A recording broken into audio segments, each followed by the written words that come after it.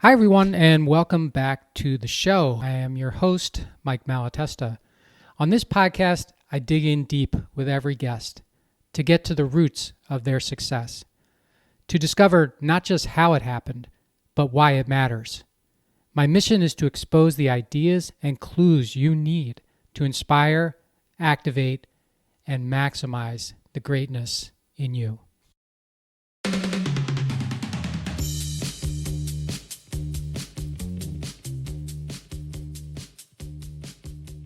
Hey, everybody, welcome back to the How Did It Happen podcast. I am happy to have you here as I am with every episode.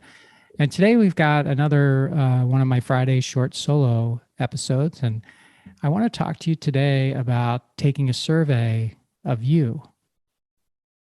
Taking a survey of you. Have you ever taken a survey of you? I know you've taken a lot of surveys, but have you ever taken a survey of you? And not just a sort of internal you only survey of you. I realize some of you may do that on a daily basis, but really a survey of you from an outsider's perspective. I've done this twice in almost 20 years.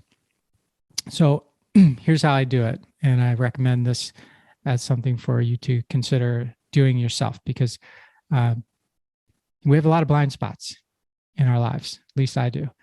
And it kind of helps to get people to help you with those blind spots. Not only the blind spots about things that you could maybe figure out a way to do better, but also about blind spots you may have about things you do exceptionally well, but don't put any value into because you figure, well, everybody does it. So taking a survey of you, I, as I mentioned, twice so far in almost 20 years, I have reached out to my network of people that know me well, but don't necessarily work with me or don't depend on me for some type of financial or other type of friendship in their life. So I'm trying to be as objective, as possible. And I reach out to these people and I do it by email, or at least to start. And it's been, I'll get back to that. So I do it by email, at least to start. And the subject line of the email is grateful for your thoughts. So I just start with grateful for your thoughts. I'm trying to get people to, read it and then do something about it. So I'm trying to get them interested in a particular subject line. So I use grateful for your thoughts, and it's been effective. You may have another one that's effective for you, but grateful for your thoughts. And then I send everybody the same email, the body of which goes something like this. This is abridged, but it goes something like this. Dear Mike Knower. So I'm identifying them as someone who knows me, and I have knower in quotation marks.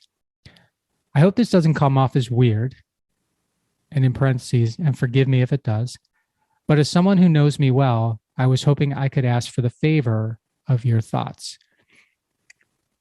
So I'm not asking, I'm asking them to do a favor for me. And then I go on to say, I'm particularly interested in learning what you think are my most significant talents and abilities, what I'm good at, characteristics that describe me, how I do things, what you can count on me for, and what impresses you about me, etc., as well as where I may fall short. So I'm trying to not only am I encouraging them and asking them for a favor, but I'm trying to guide them to make it easy for them to participate with me, because some people, the easier you make it, some people, all people, the easier you make it, the higher the likelihood that they're going to help you. And for some people, it's a bit of a challenge sometimes when you ask them to do something that they have to, write or express their feelings about. They're not always sure where to go with that. And so I try to lay out a path that helps them. And then I say, whatever you feel comfortable sharing, a few words, a few sentences, a paragraph, or a hashtag, and that's a joke, but would be valuable to me. Thank you for making time to consider this. By the way, I always thank people for making time, not for taking time. It's just a little thing I learned a long time ago that as soon as I thank people for taking time, I'm putting them in a position of authority over me. And I don't think that's helpful. But making time means that they're making me a priority. And so I feel like that, at least keeps us on a peer basis. And that's whether I'm reaching out to someone that I know or whether I'm reaching out, on a cold call with someone who I'm trying to do business with. For example, I always use making rather than taking, which is something for you to put in your brain there for future. So thanks for making time to consider this. I'm grateful for that and for your thoughts. So I repeat the grateful thing at the end. And I have to say that I haven't gotten 100% when I've done these, but I've gotten 80 plus, maybe 90. So it's been effective. It's been very valuable. And a number of people, this is what I was going to say earlier, but a number of people who I get this to, they don't want to send an email. They want to talk to me about it, or they want to sit down two people. I'm actually met for coffee and they had all these things lined out that I don't think they felt comfortable emailing, but it was a very interesting and rewarding exercise for me because most of what I heard was stuff I expected to hear, but every so often, like one of the things people say to me frequently is that when I first join an organization, I'm too shy.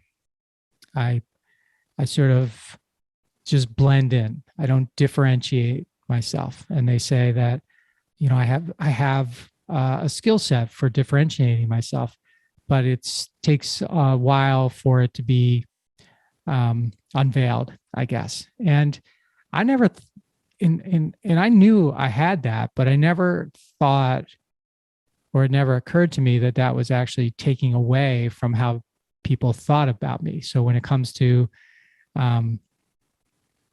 taking a survey about me, I always thought, oh, well, that's a kind of a strength because, I don't want to come in there like I, know everything or I'm some type of big shot or anything, because I'm not. But so I'll just like sort of,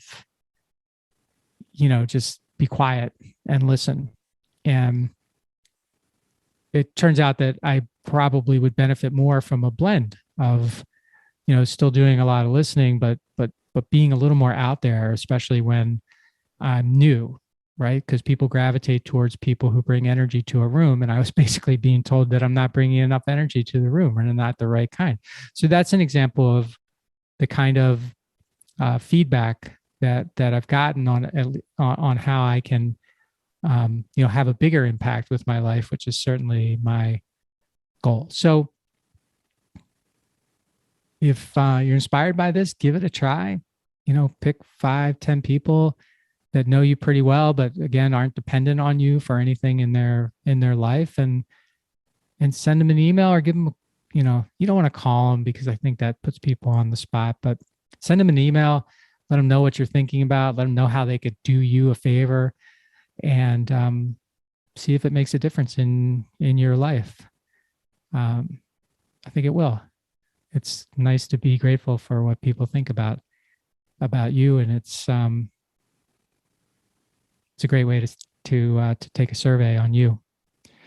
So thanks for listening. I hope there's been some value to you in this episode, and until next time, keep being inspired to maximize the greatness that's inside each and every one of you. And if I can be helpful doing that, just let me know, and I'd be happy to do it. Until next time,